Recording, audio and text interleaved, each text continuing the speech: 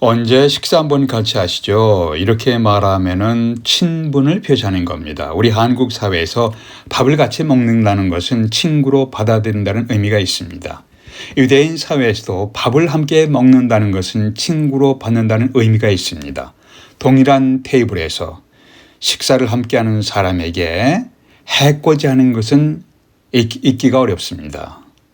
3년 동안 함께 식사하면서 하나님 나라 복음사회에 참여했고 예수님의 기적을 직접 목격했던 가룟 유다가 돈을 받고 예수님을 팔아넘기리라고 생각하는 제자들은 아무도 없었습니다. 오늘 성경 마가복음 14장 18절에서 유월절 만찬 중에 예수께서 이런 말씀을 하십니다. 너희 중에 한 사람 곧 나와 함께 먹는 자가 나를 팔리라. 상상하기 어려운 매우 충격적인 말씀이었습니다. 19절에서 그들 제자들이 근심하면서 하나하나씩 나는 아니죠 말하기 시작했습니다. 주님의 사랑하는 제자라고 자신을 묘사한 요한복음에서 요한은 주여 누구십니까?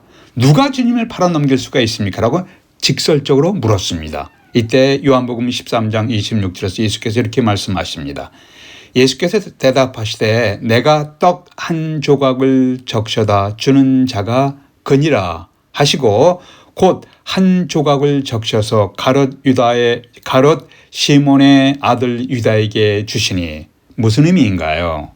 이렇게 떡 한 조각을 준다는 의미가 무슨 의미인가요? 룻기 구약성경 룻기 2장에서 식사할 때 보아스가 룻에게 이르되 이리로 와서 떡을 먹으며 내 떡 조각을 초에 찍으라. 여기 초라는 것은 포도식초 와인 비니거를 말합니다. 포도식초에 찍으라 함으로 룻이 곡식 베는 자 곁에 앉으니 그 볶은 곡식을 점에 룻이 배불리 먹고 남았더라. 룻기 2장 14절입니다. 식초를 찍어서 떡을 건넨다는 것은 사랑의 제스처입니다. 주님이 유월절 만찬석 테이블에서 떡을 초에 찍어서 가룟 유다에게 준 것은 주님이 할 수 있는 마지막 사랑의 제스처였습니다. 유다는 사랑의 주님이 주시는 떡은 받아 먹었지만 주님의 사랑은 거절했습니다. 다시 하겠습니다. 유다는 사랑의 주님이 주시는 떡은 받아 먹었지만 주님의 사랑은 거절했습니다. 유다는 참으로 교활하게 자신을 위장했습니다. 주님과 제자들이 돈 주머니를 유다에게 맡겨주었는데 유다는 거기서 돈을 훔쳐갔습니다. 교활한 위선자 유다의 모습이 나에게는 있는지 혹은 우리 공동체는 있는지 살펴보십시오. 회개할 기회도 여러분이 있었고 주님의 사랑의 손길도 받았지만 유다는 주님의 사랑을 거절했습니다. 그런데도 어찌해서 주님의 사랑의 손길을 거절하고 당시 종교 지도자들에게 돈을 받고 팔아넘기게 되었습니까? 오늘날 예수 그리스도의 사랑을 받은 우리가 어떻게 해야 신실한 믿음으로 주님의 사랑 안에서 신실한 믿음으로 살아갈 수 있는가? 이것이 오늘 메시지의 초점입니다. 첫 번째는 마음속에 지나친 물질의 탐욕을 통제하십시오. 마음속에서 나오는 지나친 물질의 탐욕 통제하셔야 합니다. 17절 18절에 보니까 저물매 그 12를 데리시고 가서 다 앉아 먹을 때 예수께서 이르시되 내가 진실로 너에게 이르노니 너희 중에 한 사람 곧 나와 함께 먹는 자가 나를 팔리라 하신대. 이 말씀은 주님께서 유월절 만찬을 드신 중에 하신 말씀이었습니다. 주님은 이미 누가 자신을 팔아넘기려는지를 이미 알고 계셨습니다. 하루 전에 14장 10절 11절에 보니까 12 중에 하나인 가룟 유다가 예수를 넘겨주려고 대제사장들에게 가매 그들이 듣고 기뻐하여 돈을 주기로 약속하니 유다가 예수를 어떻게 넘겨줄까 하고 그 기회를 찾더라. 돈을 받고 스승을 팔아넘기는 흥정을 하는 유다의 모습입니다. 뭐니 해도 머니가 제일이라는 말은 옛날에도 통했습니다. 사랑보다는 머니가 우선 선택이었던 가룟 유다. 오늘날은 어떤가요? 가룟 유다는 12제자 중에 돈꾀를 맡았습니다. 예수님과 제자들의 모든 재정 회계를 맡아서 관리하는 자였습니다. 중요한 책임이었습니다. 가룟 유다는 외관성으로 주위 사람들에게 신임을 받았습니다. 믿을 만한 자였습니다. 머리가 좋고 계산에 능한 자로 인정받았습니다. 그런데 성경은 가룟 유다에 대해서 이렇게 말합니다. 요한복음 12장 6절에서 저는 도적이라 돈꾀를 맡고 거기 넣는 것을 훔쳐가미로라. 이 말씀을 주신 이야기 줄거리를 여러분 기억하시나요? 주님의 은혜를 받은 마리아가 지극히 비싼 향유를 가져다가 예수님의 발에 부었습니다. 자기 머리털로 주님의 발을 씻겼습니다. 요한복음 12장이죠.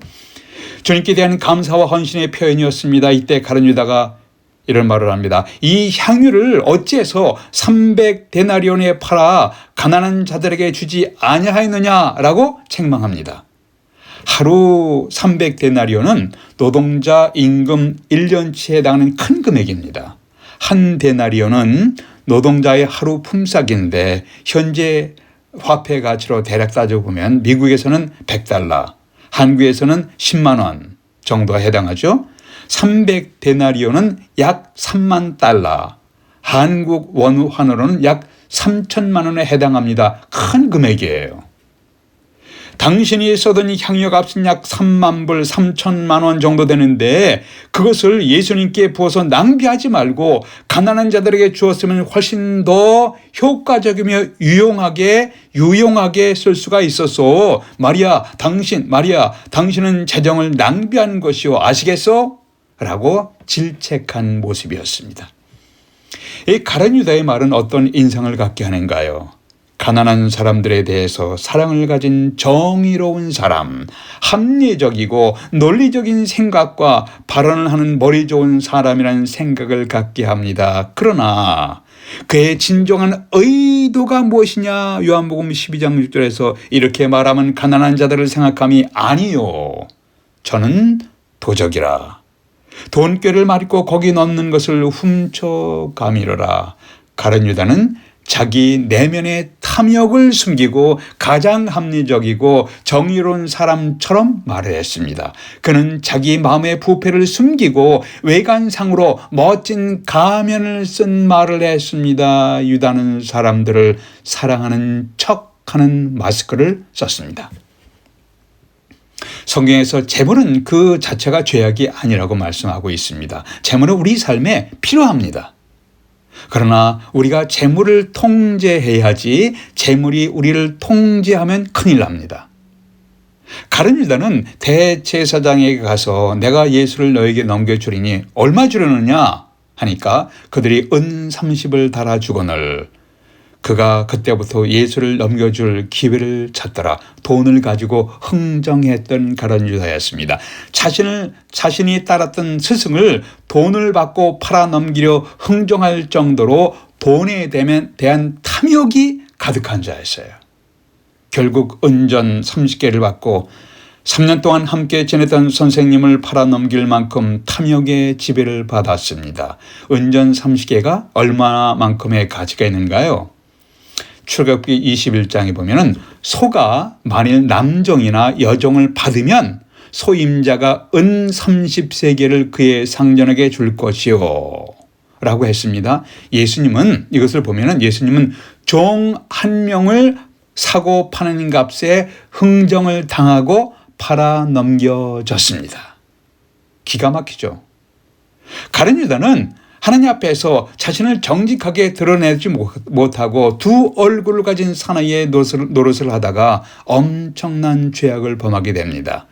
실제로는 도둑질하면서 겉으로는 정의로운 사람처럼 행동하는 이중 가면을 쓴 사람이었습니다. 예배드리면서 하나님 앞에 선 자신의 모습을 보여달라고 기도하십시오. 내가 정말로 믿음 안에 거하는지 신실한 믿음을 갖고 있는 자는 점검하십시오. 바울은 고린도전서 13장 5절에서 너희가 믿음에 있는가 너희 자신을 시험하고 너희 자신을 확증하라고 권면했습니다. 가룟 유다는 자신의 마음에 물질에 대한 지나친 탐욕에 사로잡혀 있음을 점검하지 못했습니다. 우리는 하나님 앞에서 자신의 모습을 정확하게 보려고 하지 않는 경향이 있습니다. 왜냐하면 자신의 지저분한 탐욕의 모습이 드러나면 수치스러우니까 이것을 숨기고 계속해서 도피하려고 합니다. 숨기고 도피하는 건 해결책으로 가는 길이 아니라 불행으로 가는 길입니다. 우리는 자신에게 탐욕이 있음을 하나님 앞에 고백하고 하나님 앞에 정직하게 내려놓아야 합니다. 그렇게 해야 가룟 유다의 비극을 반복하지 않게 됩니다. 오늘날 우리는 어떻게 해야 주님의 사랑을 배신하지 아니하고 신실한 믿음의 사람으로 살아갈 수 있을 것인가? 첫 번째는 우리 마음속에 지나친 물질의 탐욕이 있는지를 점검하십시오. 물질의 탐욕을 통제하십시오. 두 번째는 우리 마음 생각을 진리의 말씀으로 채우십시오. 18절 보세요. 너희 중에 한 사람 곧 나와 함께 먹는 자가 나를 팔리라 하시니 19절에서 그들이 근심하며 하나씩 나는 아니지요 하고 말하기 시작하니 제자들이 돌아가면서 한 사람씩 나는 아니죠 말하다가 가룟 유다도 나는 아니죠라고 나도 아니죠라고 응답했을 겁니다. 제자들은 가룟 유다가 마음속에 예수님을 팔아 넘길 궁리를 하고 있다는 것을 아무도 몰랐습니다. 가룟 유다는 주님을 따라다니면서 주님이 누구신지를 보고 배웠습니다. 자신에게 진정한 믿음이 없음을 고백하고 용서받을 기회가 여러 번 있었습니다. 요한복음 13장 2절에서 마귀가 벌써 시몬의 아들 가룟 유다의 마음에 예수를 팔려는 생각을 넣었더니 라고 말씀합니다. 여기서 생각이라는 단어를 주목하십시오. 어느 날 사탄은 유다에게 접근하여서 그 마음속에 예수님을 팔아버릴까라는 생각을 하게 했습니다. 여기서 두 가지 해석이 가능합니다. 첫 번째는 마귀가 유다의 마음에 예수를 팔려는 생각을 집어넣어서 유다가 그렇게 했다. 두 번째는 탐욕에 가득 찬 유다의 마음을 마귀가 유혹해서 예수님을 팔아 넘기게 결정을 하게 유혹했다. 두 가지 해석은 두 가지를 할 수 있지만 해석의 결과는 동일합니다. 마귀와 유다가 함께 공모하여 예수님을 팔아 넘긴 것입니다. 마귀가 유다가 함께 conspiracy of evil 함께 공모한 것이에요. 요한복음 주석의 탁월한 학자 D.A. 칼슨의 해석인데 아주 탁월한 것 같습니다. 마귀와 유다가 함께 공모했습니다.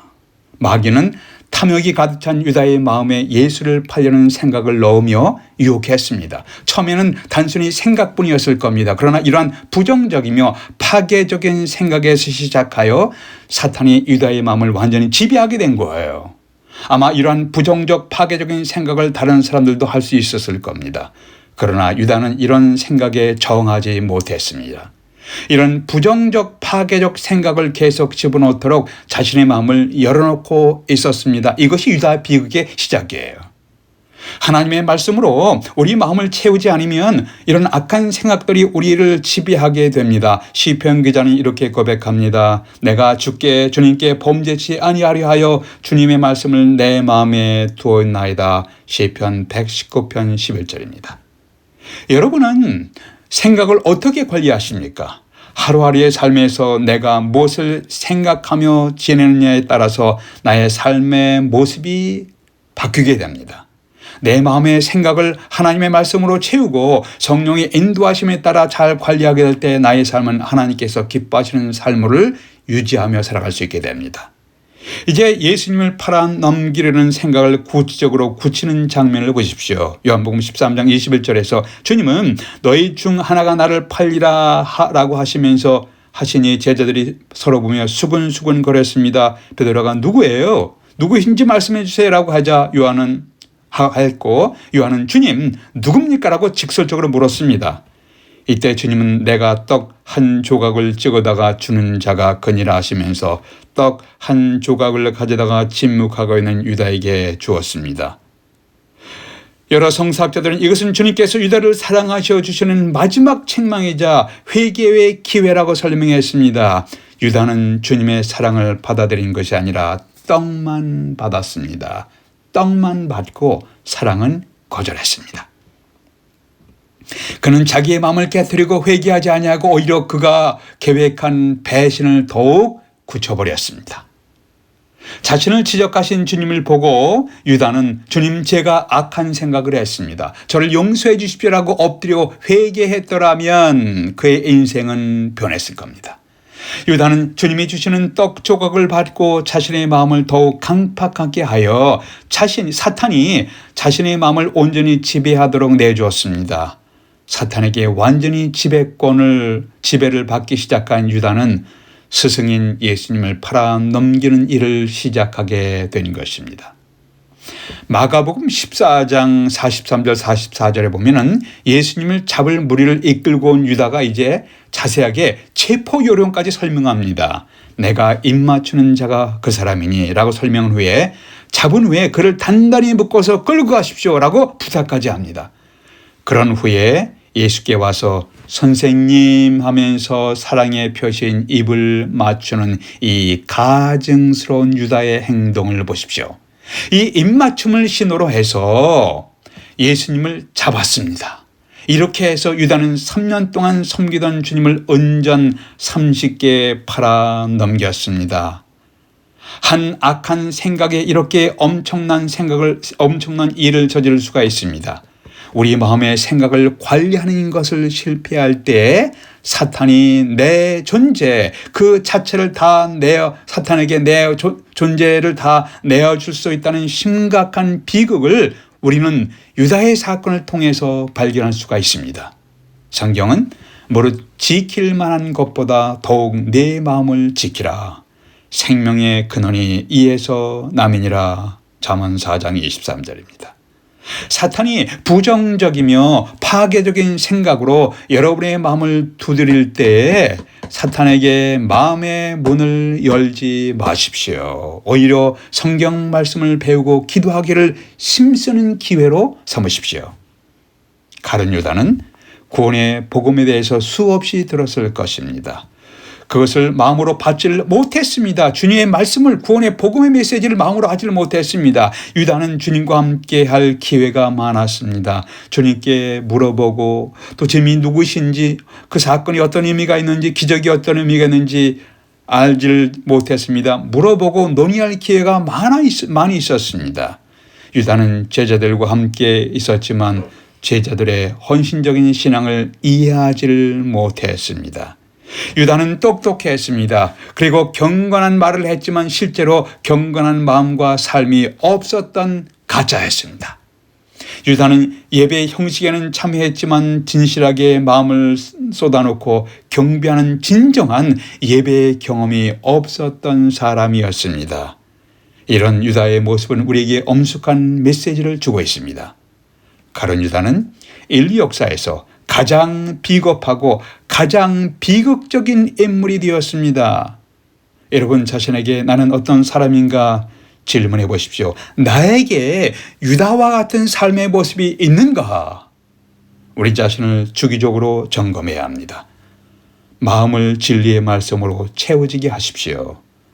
가룟 유다의 불행한 선택을 반복하지 않기를 기도하십시다.